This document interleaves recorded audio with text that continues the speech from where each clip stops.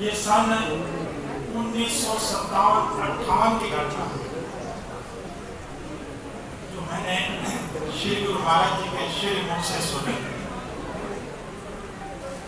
उन्होंने बताया एक नगरी निवासी भगवान की एक मूर्ति जो लगभग 2-2.5 फुट चौड़ी और 3-3.5 फुट ऊंची, वो मूर्ति हम लेकर के सहारनपुर कारीगर के पास गए।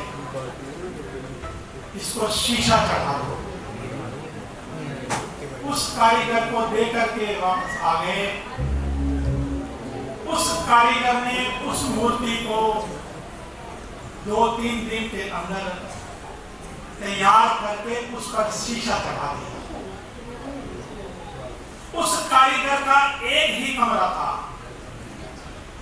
उसी कमरे में वो अपना भोजन बनाता था, उसी में कार्य करता था। रात्रि को जब वो व्यक्ति, वो मिस्त्री सोया, उसने क्या देखा? जो मूर्ति बनाकर के दीवार के सहारे उसने खड़ी कर दी थी, वो सोया ही था कि श्री गुरु महाराज जी की मूर्ति उड़ करके छत के जा रही।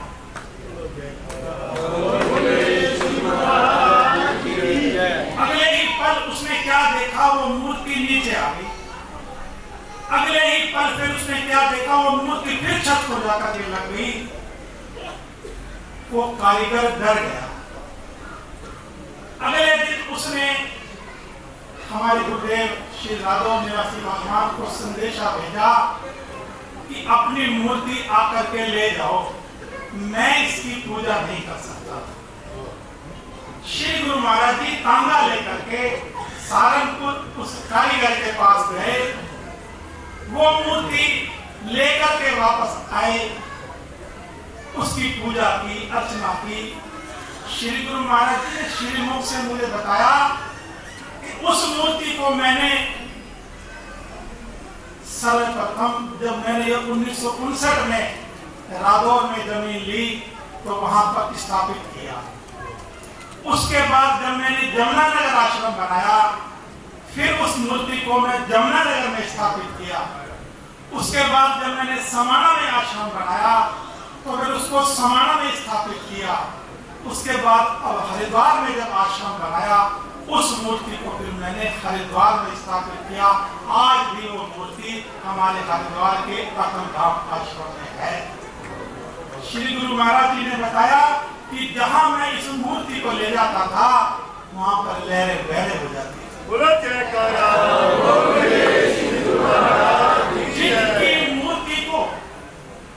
जिन मूर्तियों से आज हमें चमत्कार मिल रहे हैं, याद कीजिए मेरे गुरुदेव ने बताया कि जिस व्यक्ति ने उनके साथ समय बिताया, उनकी मैं क्या वर्णन करूं। मुझे अभी कुछ दिनों पहले महात्मा जी ने एक वृत्तांत सुनाया। श्री गुरु महाराज जी श्री नगरी निवासी भगवान आगरा में विराजित थे।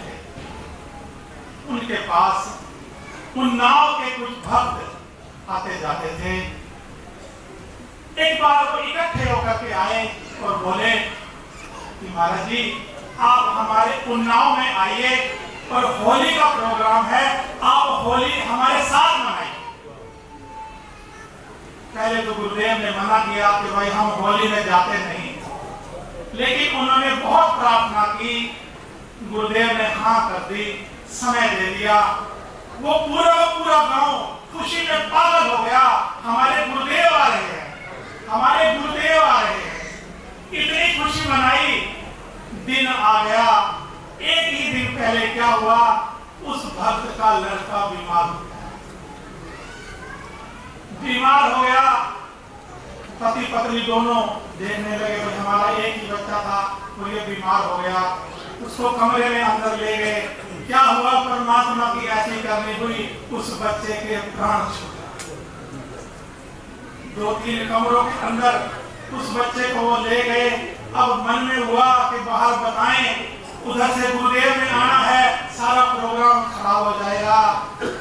उन्होंने कहा अब हम किसी को बताते नहीं, इसको हम इसी कमरे में अंदर बंद कर देते। बंद कर दिया। कितना दिल पर उन्होंने पत्थर रखा होगा। अगला दिन आ गया, गुरुदेव आ गए, खुशियां मना रहे हैं। जब होली का रंग आगे रखा तो गुरुदेव के हाथ में उन्होंने पिचकारी दी। श्री नगरी निवासी भगवान ने वो रंग भरा और बोले, भाई वो कहाँ है जिसके साथ हम होली खेलने आए हैं? बोले, जी वो तो अंदर सो रहा है। अंदर जब ले गए, वो सोया पड़ा था। श्री नगरी निवासी भगवान ने अपने रंग की पिचकारी से जब उसको रंग मारा, उनकी कृपा से तो भाई क्या नहीं हो जाता। वो बच्चा बड़ा हो गया, बच्चा बड़ा हो गया। ऐसे हमारे वो भक्त बड़ा कौन था? वो भक्त था साहिब चंद, जिसने ये आरतियां लिखी। छोड़ दिया उसने घर बार। बोले, जब मेरे मरे पुत्र को ये जिवा सकता है, फिर मेरे परिवार की भी पालना करेगा। अरे छोड़ दिया घर बार और संग रह गया अपने गुरुदेव भगवान के। समय मुझे थोड़ा ही मिला है, मैं ज्यादा नहीं कहूंगा, इतना कहूंगा सज्जनों, मेरे श्री गुरुदेव जिनके चरणों में मैं रहा आखिरी वक्त तक, उन्होंने एक ही शब्द कहा था कि बेटा 1.5 घंटा भजन करना, बस, इससे कम नहीं। दुनिया में कुछ मर्जी करो, लेकिन भजन करो। भजन उसी से हमें उसकी प्राप्ति होती है। बोले, बेटा देख, मैं तेरे को एक बात और बता रहा हूं। जब तू ध्यान लगाने के लिए बैठेगा ना, इस मूर्ति से और भी मूर्ति आगे आ जाएंगी। और ध्यान देना, जब वो मूर्ति से आगे मूर्तियां बढ़ जाएंगी ना, जिस कमरे में तू बैठा होगा, इतना प्रकाश होगा, मैं उन चीजों में क्या वर्णन करूं। ज्यादा मैं कहते वाणी को विराम दूंगा। बड़े प्रेम से जयकारा बोलिए, बोलो जयकारा।